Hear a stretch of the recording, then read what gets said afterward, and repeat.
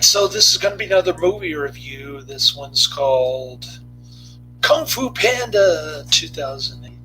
I'm giving it 1 out of 5 stars. I hated this flick. This is the worst out of the 3. And I watched it, I should say I reviewed it in reverse order.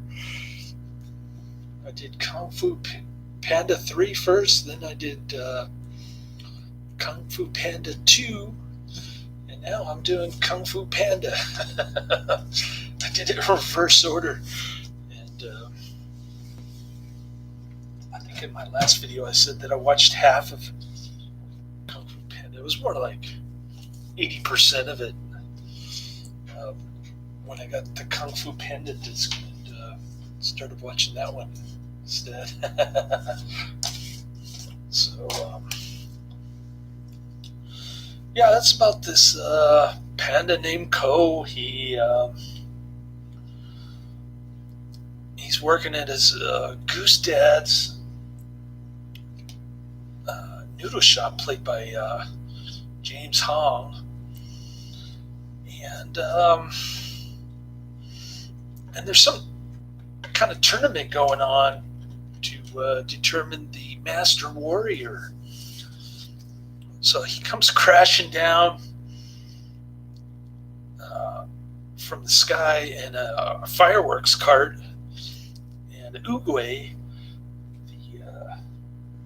the supernatural turtle dude, he picks Po the panda as the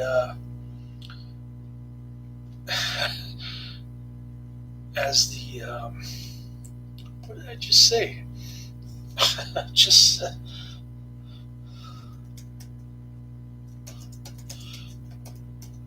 master warrior. That's what I was trying to think of. Jeez, just had a brain fart right there. And Kung Fu Panda is playing at the Rio Edwards Fairfield and IMAX. But of course, you have to mask up at these movie theaters, so I'm not going. If you go to Oakland, you see the Grand Lake Theater. They've been posting all these anti-Trump,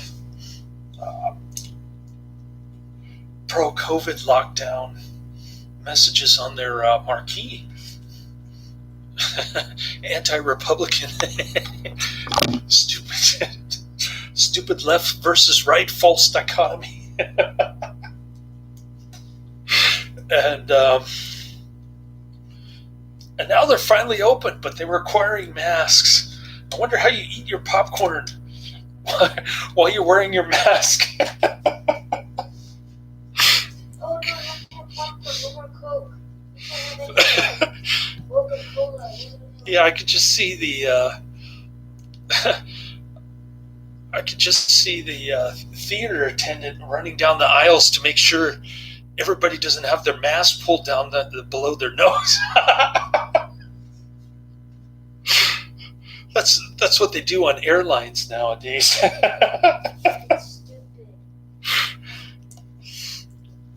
I'm sure they're gonna.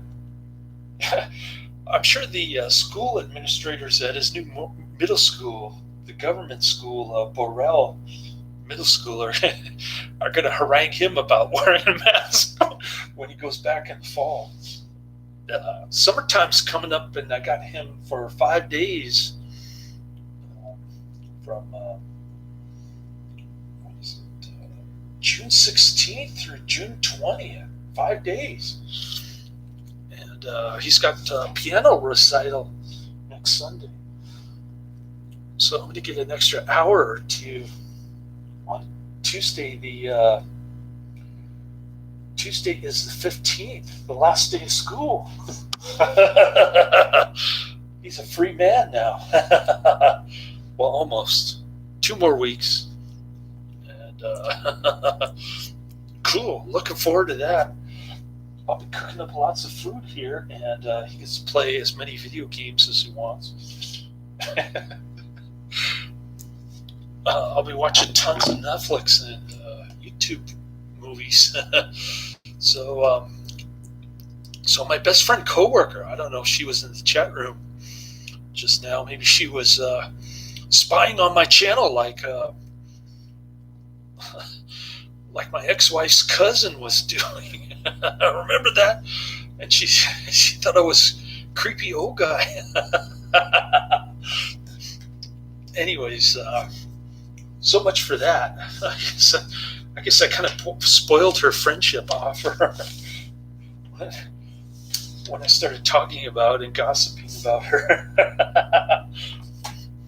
But I think I could squeeze in Rush Hour. It's only an hour and 37 minutes. I think my son has seen this one with Jackie Chan and Chris Tucker. It's one of the early Jackie Chans, 1998, when he was still pretty young. Not an old washed-up actor like he is now. doing voices in kids' CGI animated movies, computer-generated graphics.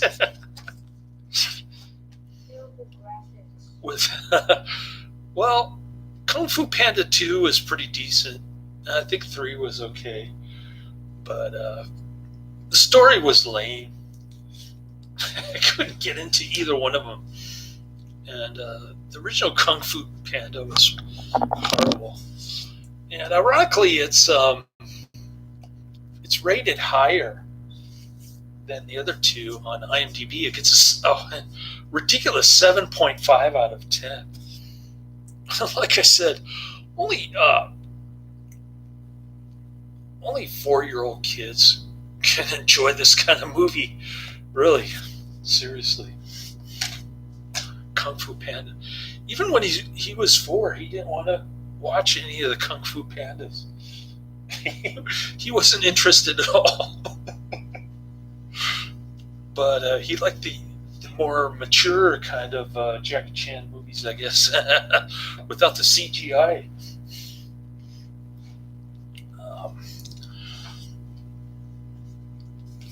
Anyways, after you watch Jackie Chan, you get tired of watching movies. Although he saw The Incredibles with his cousin, The Incredibles 2, and he liked that. So,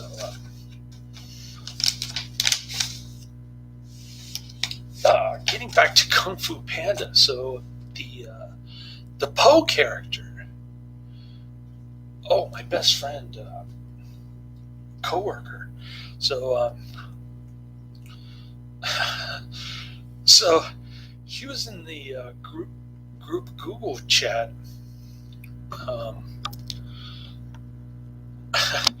She had gotten COVID sick leave, even though she didn't have COVID, which is kind of curious. She just got her second COVID shot. I don't know if that made her sick. And I don't want to sound like a conspiracy theorist or a fringe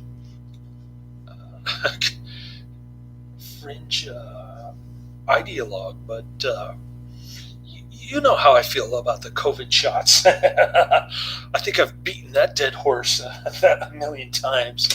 And she got sick from something. Maybe sick of work. And she got the area manager to give her 8 days of paid COVID leave, which is a pretty sweetheart deal. I told the Filipino dude at my job what happened, and he was telling me she's too young. She's only 21, and so I guess he lost interest in her, or maybe he just thinks that that I'm the subject of her attention at work, and he's going to mind his own business or something. I don't know, but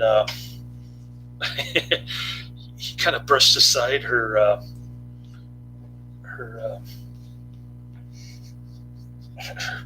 her rather abrupt and and aggressive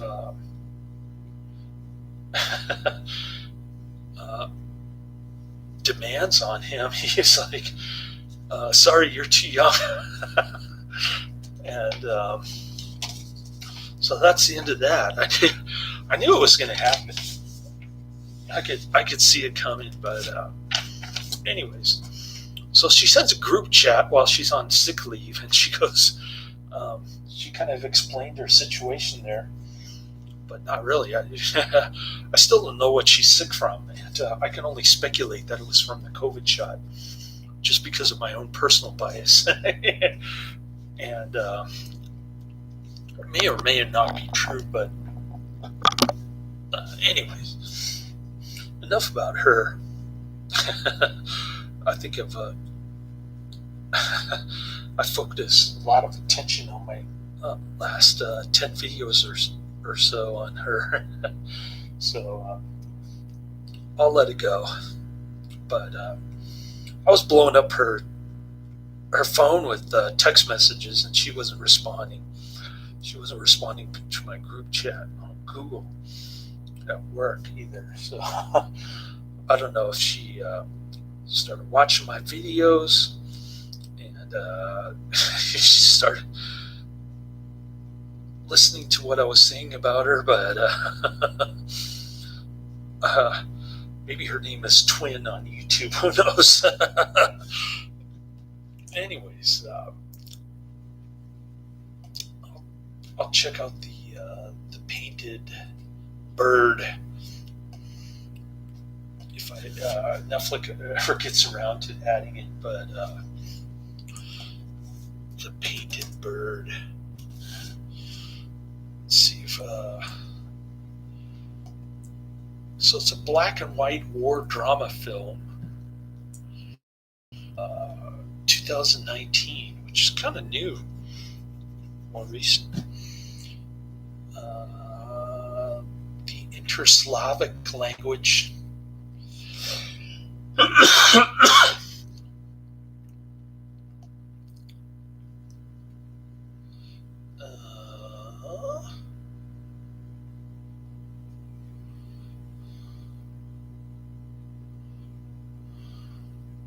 Got some brutal scenes.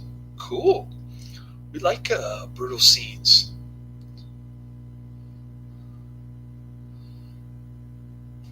War film. So, cool kind of recommendation or mention on there. I'll have to check it out if Netflix ever gets around to sending it to me. So Kung Fu Panda. Where did I get off track?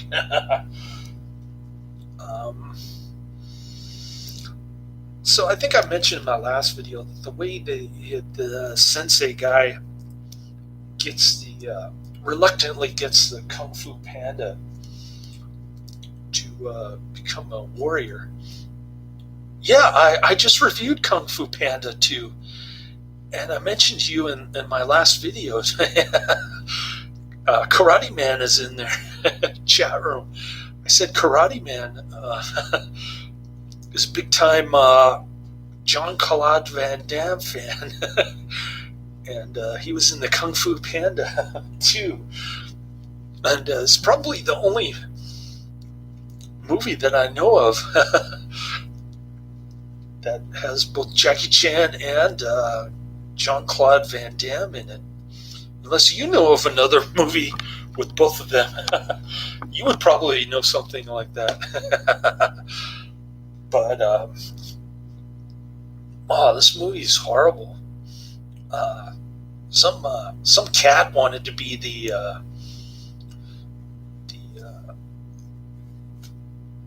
warrior champion.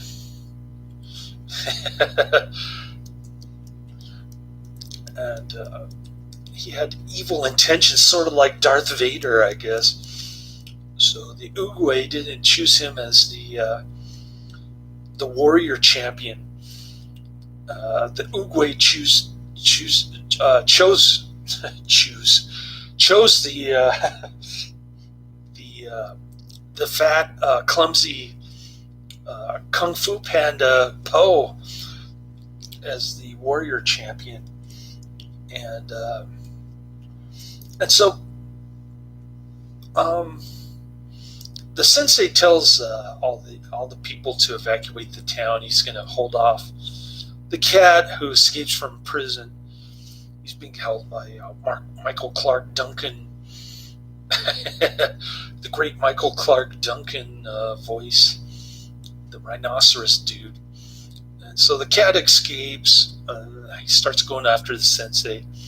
The sensei's nearly dead, and then Po, the Kung Fu Panda, shows up because he looks in the scroll and he sees an image of himself, kind of like a ripoff on the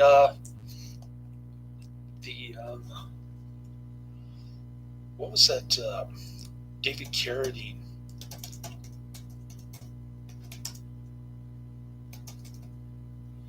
Circle of Iron. That's the movie I'm thinking of. Circle of Iron. It's a ripoff on Circle of Iron, okay?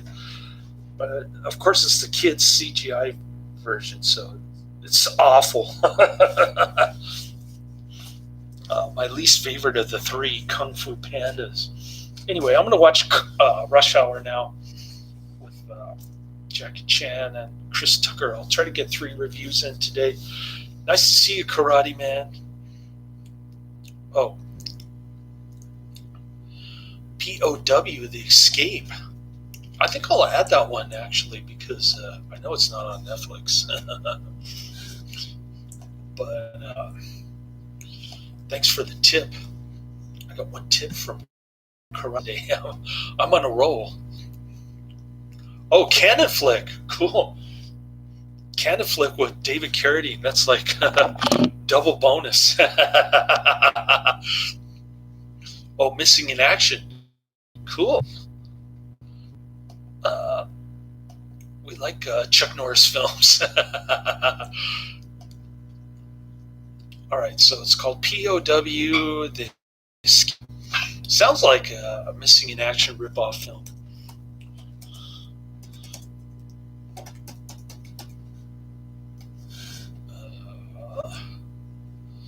Yeah, it's not on Netflix. Let me see if I can pull it up on YouTube.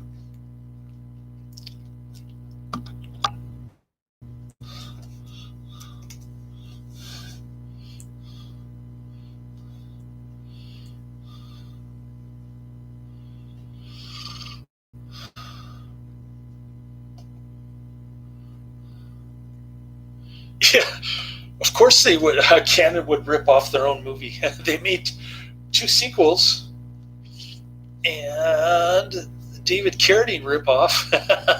They're trying to cash in on it, but unfortunately, they ran out of movie after they did. They ran out of money after they did Masters of the Universe.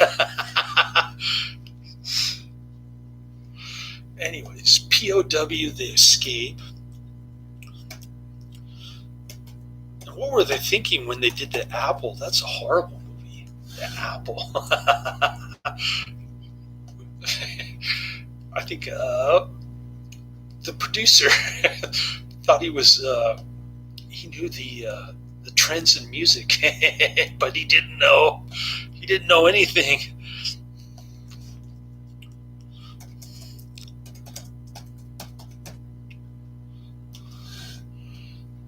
Let's see.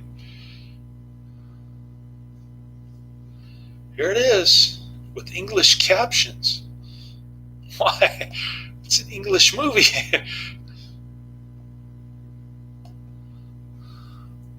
All right. I'm going to start this. 480p? Are you kidding me?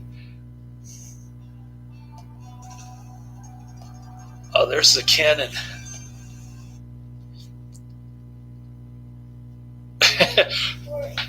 Captured on TV or on VHS, the quality. Every time I saw a YouTube video, the quality was really bad. I don't think I looked at the quality, but it was really trash. I think it was like probably 044p. What's 044p? Worse than 140. Oh, wow. Well, I think it got ripped off a VHS tape. That's what it looks like. Anyways, cool. I added it to my list of movies to watch. I got a Karate Man movie on my list finally. I think the bottom 150 on my queue is all Karate Man stuff. Looks cute. So might take a year and a half for me to get down there, but looking at my list of movies to watch that are not on Netflix, I'll just leave it at that. Embryo 1976, which is a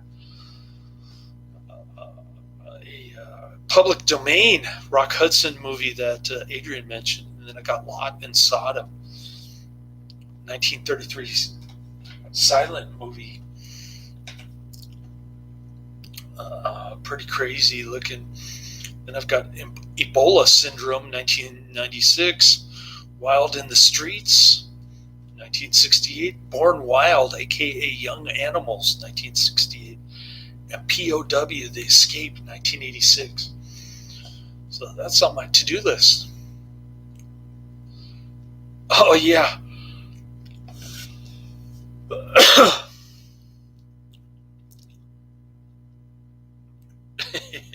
James Braddock, Missing in Action.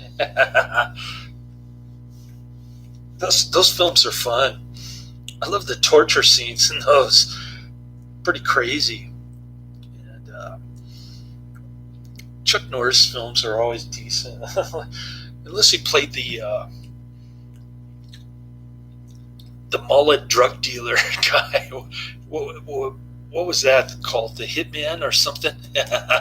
Hitman. 1991, Chuck Norris. That was a crazy flick. Hitman. He's working for some drug dealer with this mullet.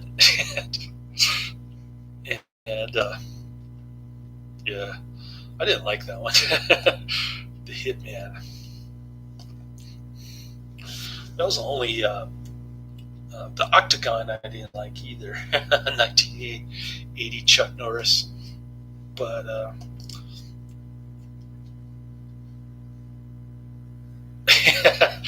yeah, I remember that. that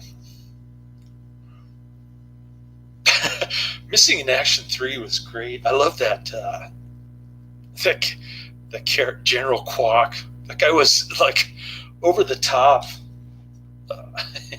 hamming it up with the camera with his Braddock. That was classic. I love that. Anyways, I'm gonna take a short nap and get into Rush Hour PG-13 with Chris Tucker and Jackie Chan. That'll be my next review. Laters.